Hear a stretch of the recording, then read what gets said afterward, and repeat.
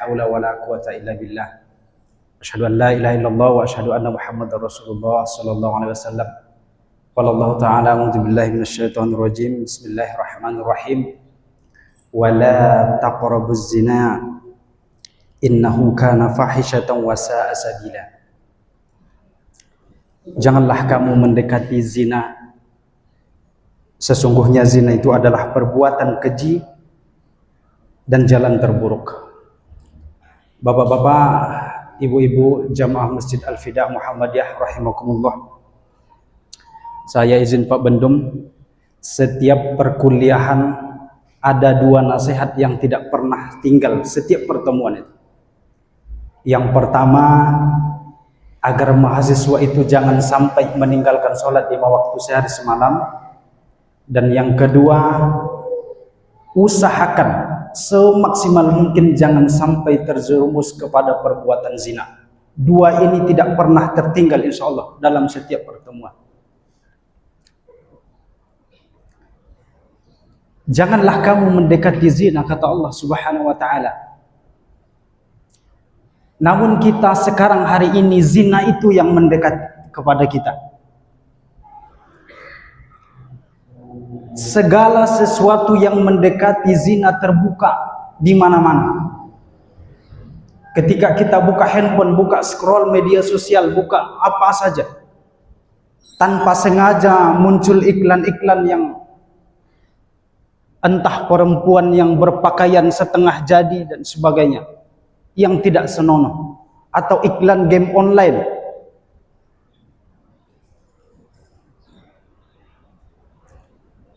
Kita memang mesti hati-hati ini, terutama pada orang tua. Data dari UNICEF ini adalah satu lembaga di bawah Perserikatan Bangsa-Bangsa yang mengurus khusus tentang anak-anak. Data mereka, anak-anak yang sudah pernah tersentuh dengan handphone, anak-anak yang sudah pernah memegang smartphone, media sosial, 50,3% lebih atau lebih dari setengahnya anak-anak yang sudah menyentuh media sosial sudah pernah melihat, apakah sengaja atau tidak, konten-konten dewasa. Bahkan lapas anak-anak, penghuninya sebagian besar dan lebih besar, paling besar adalah karena kasus pelecehan seksual. Apa sebab? Karena mereka terlalu banyak menonton sesuatu yang belum atau yang tidak semestinya mereka tonton. Akibatnya mereka tak bisa menahan hawa nafsu mereka. Seorang pejabat publik misalnya, sedang dalam puncak karirnya, ia mulai berproses dari bawah. Sedang di puncak angin semakin kencang, makin tinggi kedudukan, makin kencang angin yang berhembus, pegangan tidak kuat, tiba-tiba terjatuh. Karena apa? Karena indikasi kasus perselingkuhan, kasus perzinahan. Lalu apa akibatnya? Karir politik terancam, habis, keluarga berantakan. Bapak Ibu yang dimuliakan Allah Subhanahu wa ta'ala, ada ungkapan mengatakan, perbuatan yang makin dilarang maka makin enak untuk dilakukan. Ketika kebebasan seorang manusia itu dibatasi, maka timbul hasrat dia untuk merebut kembali kebebasan itu. Al-Quran menggambarkan sesuatu yang dilarang sering dihiasi nampak terindah, nampak indah. Ini adalah ujian dari Allah Subhanahu wa ta'ala dan sudah menjadi job desk-nya setan untuk melihat suatu kemungkaran-kemungkaran, kemaksiatan-kemaksiatan terlihat indah. Tetapi hadirin wal hadirat rahimakumullah, setiap ataupun di balik larangan itu biasanya kenikmatannya sangat cepat tetapi penyesalannya sangat panjang sekali. Maka agar kita tidak terjebak ke dalam perangkap itu, yang pertama kita mesti pelajari apa tujuan larangan itu. Kenapa sesuatu itu dilarang? Enak-enak kok dilarang misalnya begitu. Bukan hanya sekedar halal dan haramnya, tetapi lihat kemaslahatannya di belakangnya jauh. Karena ada juga prinsip tidak semua yang enak-enak itu baik dan tidak semua yang berat itu buruk. Kemudian yang kedua yang mesti kita lakukan adalah membentengi diri kita, mengontrol hati kita, mengontrol diri kita, dengan salah satunya adalah berpuasa dan zikir. Karena setan itu mengalir dalam diri manusia sebagaikan seperti darah yang mengalir dalam tubuh kita. Maka jalan mempersempit jalan setan di dalam tubuh kita adalah dengan berpuasa, dengan berzikir. Maka di dalam hadis-hadis tentang puasa itu anak-anak muda yang sudah mampu fisiknya, sudah mampu mentalnya, mampu finansialnya, diminta untuk segera menikah. Tapi kalau tidak mampu, diperintahkan untuk berpuasa. Kemudian kalau tidak mampu berpuasa, dialihkan energi itu, dialihkan syahwat itu untuk sesuatu yang positif. Membaca, belajar, berolahraga, diskusi, membuat konten kreator kalau hari ini yang bisa bermanfaat untuk umat. Pembahasan zina ini juga ramai di tanah air kita beberapa hari yang lalu. Karena per tahun ini mulai dari bulan Januari yang lalu, kita sudah berlaku KUHP yang baru, di mana salah satu pasalnya adalah tentang pasal perzinahan yang berpotensi masuk ke dalam ranah pidana jika itu dilaporkan.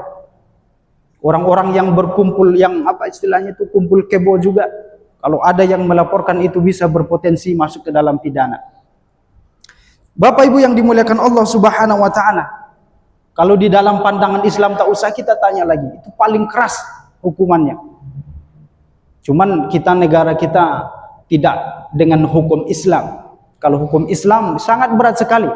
Orang-orang yang berzina, apalagi kalau sudah berkeluarga, dia punya istri, punya suami, dia berzina, hukumannya tidak tanggung-tanggung,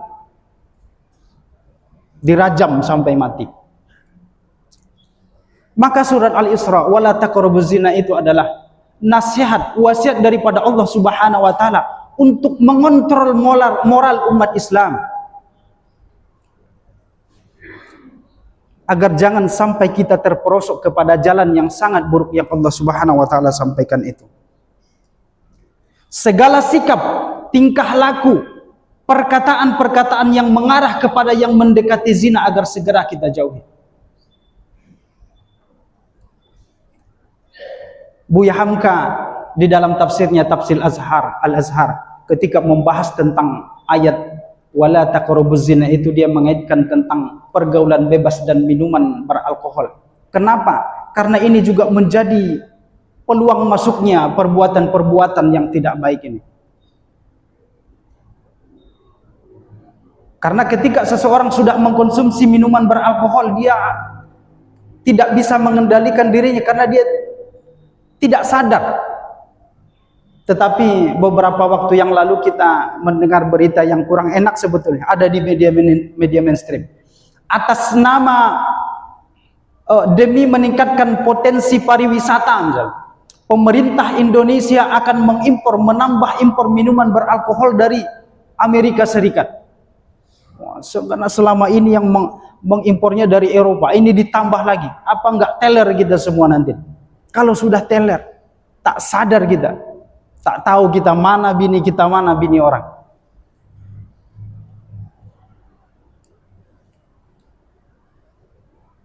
Bapak Ibu yang dimuliakan Allah Subhanahu wa taala, ayat ini menunjukkan betapa besarnya dampaknya, dampak perzinahan, dampak negatif terhadap kita, baik secara pribadi maupun lingkungan sosial kita.